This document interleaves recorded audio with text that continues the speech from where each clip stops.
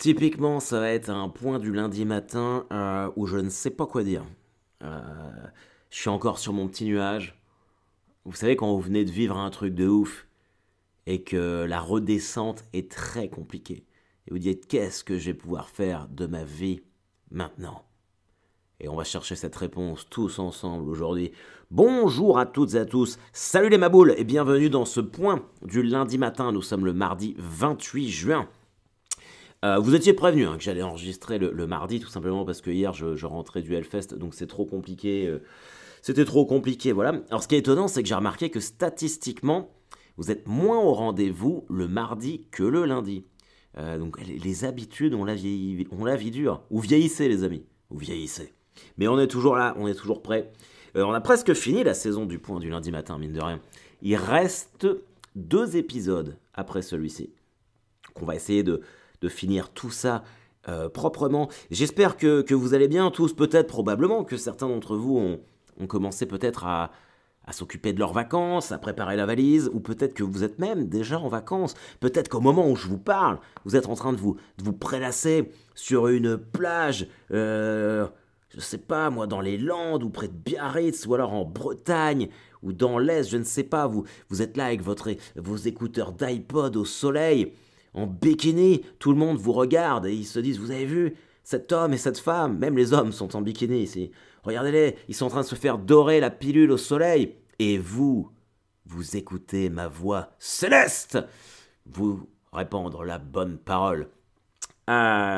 Écoutez, j'espère. Le mec qui est pas dans les exagérations déjà. Non, j'espère que c'est au minimum tout ça dans votre tête. A priori, on est quand même tous, je l'espère, sur la voie des vacances. Moi, je suis censé être en vacances depuis la semaine dernière, mais j'ai toujours 1 milliard de trucs à faire et j'ai surtout beaucoup de temps. Enfin, je mets beaucoup de temps à décrocher. Je sais pas si ça vous le fait. Je sais que c'est même pas une question d'être à son compte ou d'être salarié ou d'être intermittent ou quoi que ce soit. C'est que je crois que quand on est pris vraiment dans un cycle professionnel assez intense, c'est compliqué. Je me rappelle quand j'étais salarié d'une boîte qui s'appelait Harmony Medical Service, l'enfer, l'enfer. Putain. Je travaillais comme assistant administratif là-bas, enfin c'était horrible. Et j'avais mes 3 semaines de vacances. Ça se passait tellement mal, ça me faisait tellement chier d'être là-bas, que la première semaine de vacances, j'arrivais pas à me détendre. Je commençais à me détendre au début de deuxième semaine, et finalement j'étais vraiment détendu quand il fallait retourner au travail. un peu le problème. Et là je sens que l'année a été super riche, super intense, et je vais avoir du mal aussi à me détendre un petit peu. La grosse différence, c'est que j'adore ce que je fais, donc je retournerai pas en traînant les pieds au travail. La seule angoisse que j'ai, c'est de me dire, putain, vu tout ce que j'ai fait cette année, je me dis que ça sera forcément moins bien l'année prochaine, mais ça c'est mon côté pessimiste, mais on va tout faire pour changer tout ça. Et puis voilà, et là, bon, même si techniquement je suis en vacances, je l'ai pas trop ressenti, ça a plutôt bien commencé, parce que 2 week-ends de Hellfest, c'était quand même ouf. Et dimanche dernier, donc... alors je vous le dis tout de suite, moi j'ai préféré... évidemment, j'ai adoré les deux week-ends, mais le premier où il y avait Korn, ça restera quand même mon préféré. Et je sais, vous allez me dire, tu n'es pas impartial, Harold, et vous avez complètement raison. Mais le deuxième était chambé aussi. Alors, quand même un truc, hein, c'est que, bon, c'est le Hellfest, c'est un festival métal, et moi je sais que je connais beaucoup de personnes qui étaient dégoûtées parce qu'elles n'ont pas réussi à avoir de passe, notamment pour Metallica le dimanche. Et c'est vrai que quand moi j'ai fait le concert de Metallica, je regardais autour de moi, mais putain, il y a tellement de gens qui n'avaient rien à faire ici. Moi, de toute façon, je pense que pour le Hellfest, il faut, avant de pouvoir acheter ses places, passer un QCM de 10 questions. Et si vous n'avez pas la moyenne sur la culture du métal, sur l'histoire du métal, les groupes, si vous n'avez pas la moyenne, minimum la moyenne, vous n'avez pas le droit d'acheter de place.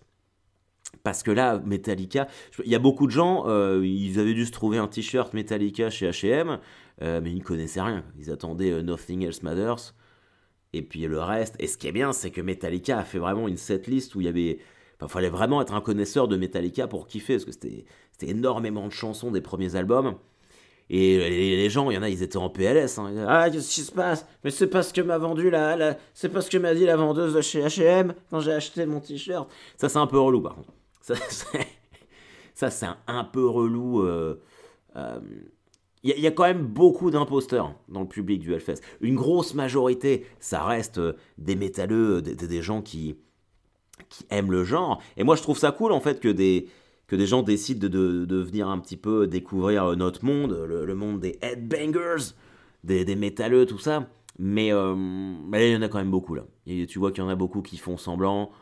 Comme je vous le dis, hein, ça s'achète un t-shirt vite fait chez H&M, et puis ça vient au Hellfest, histoire de dire que ça va au Hellfest, mais ça connaît rien. Et je me demande même si ces gens s'amusent. Hein. Vraiment. Parce que il y a quand même beaucoup de monde, on est quand même très serrés, collés les uns aux autres. Bah, je vois pour Korn, quand il faisait super chaud, qu'il y avait des malaises de partout. Si t'es venu là juste pour dire que tu vas au Hellfest et que tu fais des malaises, t'aimes pas la musique, c'est trop fort, les gens, tout le monde se renverse la bière les uns sur les autres, peut-être que tu y vas une fois mais que tu y vas pas deux, quoi. Mais ouais, c'était ouf. Alors moi, je vais placer une spéciale dédicace, n'écouteront jamais, hein, parce que c'est pas du tout le... Mais sur le site du Hellfest, alors apparemment c'est un stand de bouffe qui est itinérant et ils vont un peu à tous les festivals. Parce qu'on m'a dit qu'ils étaient à Beauregard, au festival de musique à côté de Caen, Mémé Patate. Putain, j'y suis allé 2 fois. Mais alors, c'est des petites boîtes en carton. Ils te mettent une espèce de purée pommes de terre sautées avec des lardons, mozzarella, Saint-Nectaire. Alors moi qui bouffe vegan d'habitude, je suis pas vegan, hein, je précise, je mange vegan. Sauf quand là je me fais plaisir au Hellfest. D'ailleurs, il y a vraiment des options vegan partout là-bas. C'est vraiment très très chouette. Et je pense à Elisabeth, à ma femme qui est complètement full vegan. Elle aurait pu vraiment se remplir la panse allègrement, tellement c'était bien organisé. Et putain, ouais, si vous allez dans un festival et que vous voyez un stand mémé patate, mais allez-y, mais foncez les amis, putain. Ah là là, c'était tellement bon. Ouais, et aussi j'ai bu quand même plus de bière cette fois-ci que le dimanche dernier. Mais moi, par exemple, Elisabeth, elle était dégoûtée parce qu'elle voulait absolument voir Metallica et j'ai pas réussi à lui trouver une place. Mais franchement, même pour tous ceux qui sont deg de pas y être allés, je vous assure, moi pourtant je fais 1m80 et je suis pas The Rock, mais je suis pas chétif non plus. Je n'ai rien vu de Metallica. J'ai suivi le concert sur les écrans. Je les ai vus de loin. C'était blindé de monde. J'ai jamais vu le Hellfest avec autant de personnes, quoi. C'était blindé de monde. Et finalement, pas très confortable, quoi. Donc, bah, je sais que, bon, moi j'adore Metallica. Mais entre Korn et Metallica, par exemple, il n'y a même pas débat. Tu vois. Ça m'aurait fait chier de voir Korn dans ces conditions-là, par contre. Mais bon, de toute façon, jamais la vie m'aurait empêché d'être au premier rang pour Korn. Ça n'arrivera jamais. Je serai toujours dans le mosh pit. Mais voilà, en tout cas, vraiment, alors je sais pas s'il y a des gens de l'organisation du Hellfest qui écoutent le point du lundi matin, sait-on jamais. Mais bravo.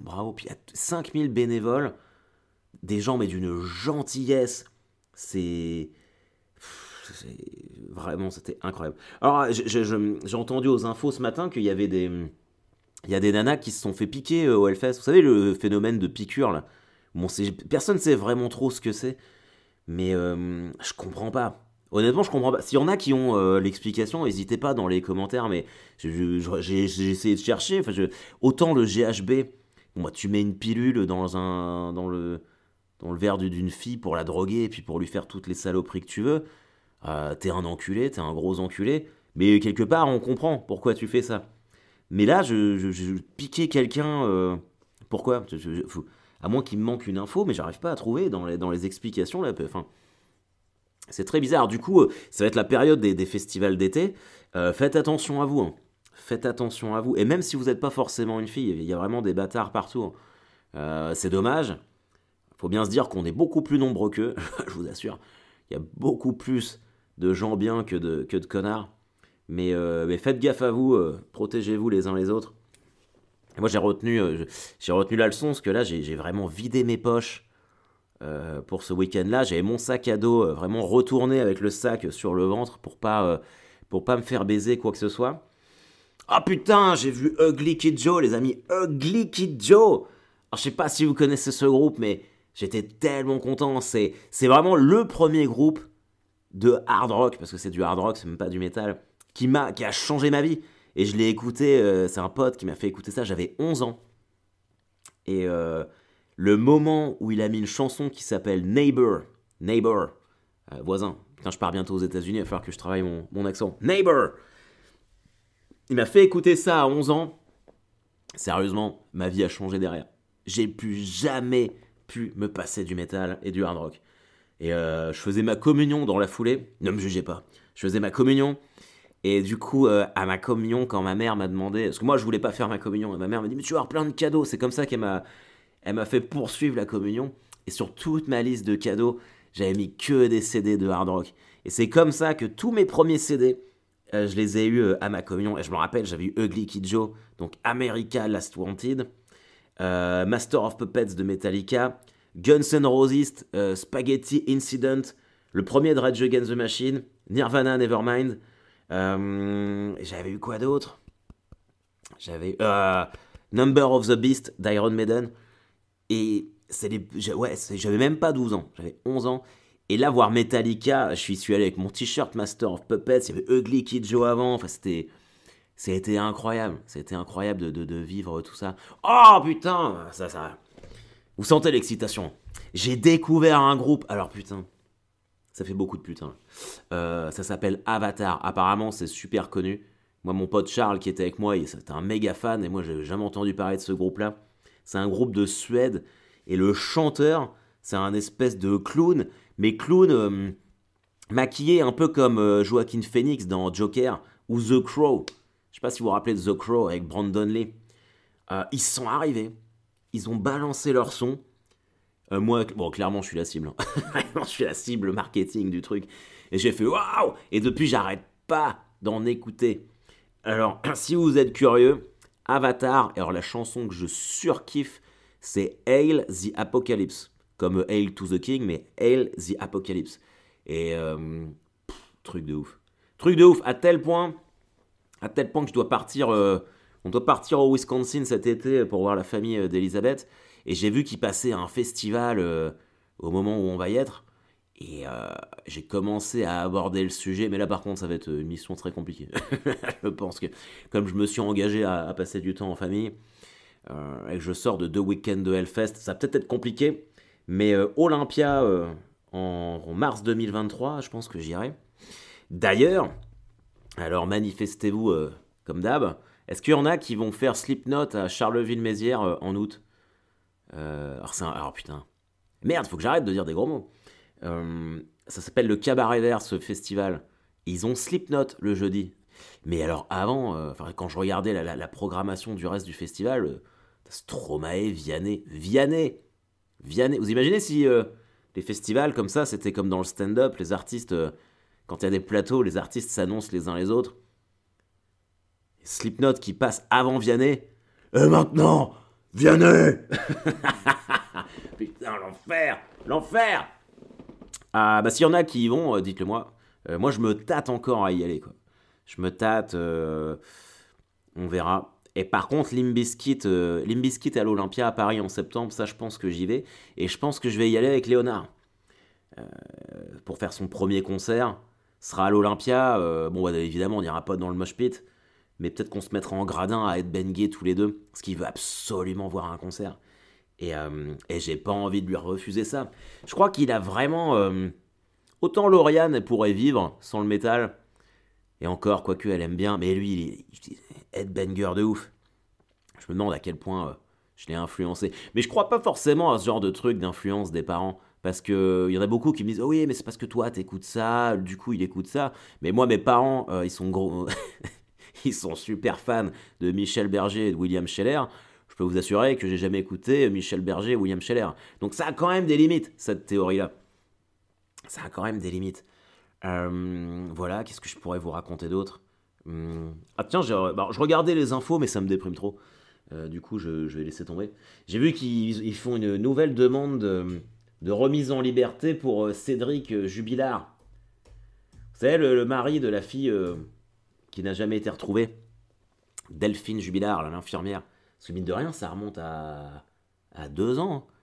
Moi, je pense que si on l'a pas retrouvée d'ici là, on la retrouvera jamais. Et apparemment, ils le gardent en détention pour 2 raisons. La première, c'est pour pas qu'il se fasse lyncher par la foule. Parce que les gens, bah, on a toujours un comportement moyenâgeux. Hein. Et surtout, ils ont de gros doutes. Il a sorti je lisais ça là, ce matin. Apparemment, il a demandé quelques mois avant que sa femme disparaisse, aux gens autour de lui comment il ferait pour faire disparaître un corps. C'est vrai que, si vous imaginez, vous êtes en repas avec des amis, soirée raclette, ça parle de football, de la salle de bain refaite chez Véronique, et puis d'un seul coup, le mec sort de nulle part. Au fait, comment vous feriez disparaître un corps, vous? Et un mois après, sa femme est introuvable. C'est vrai que c'est bizarre. C'est vrai que c'est bizarre. Moi, j'ai réfléchi à ça. Je me suis dit, mais où pourrait être le corps? Parce que maintenant, en fait, c'est ça, avec la technologie, la recherche, c'est quand même compliqué. Et ma théorie est la suivante. Alors attention, hein, il n'y a absolument aucune preuve. C'est vraiment une théorie d'Harold Barbet qui fait son point du lundi matin et qui pensait à ça il y a 15 minutes en buvant son café. Je me dis, la seule manière pour ne pas qu'elle soit retrouvée, c'est qu'il l'ait mangée. Moi, je pense qu'il l'a mangée. Il l'a mangée, vous savez, broyeur. Putain, l'horreur.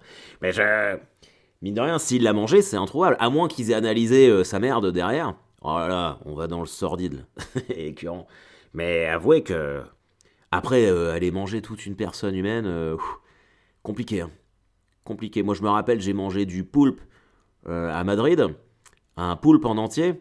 Bon, à la fin, je saturais un petit peu, quoi. Alors, manger toute sa femme, même les os, comment tu fais? Ou les yinches? Est-ce qu'il avait des yinches? Ça se trouve, il a mangé ça avec ses yinches. Bon, faut quand même que je clôture sur un sujet un petit peu plus positif. Je pense à ça parce que là, je pars chez le kiné. J'ai fait ma dernière séance d'entraînement vendredi avec mon club. Parce que je vous ai dit que je raccrochais les crampons.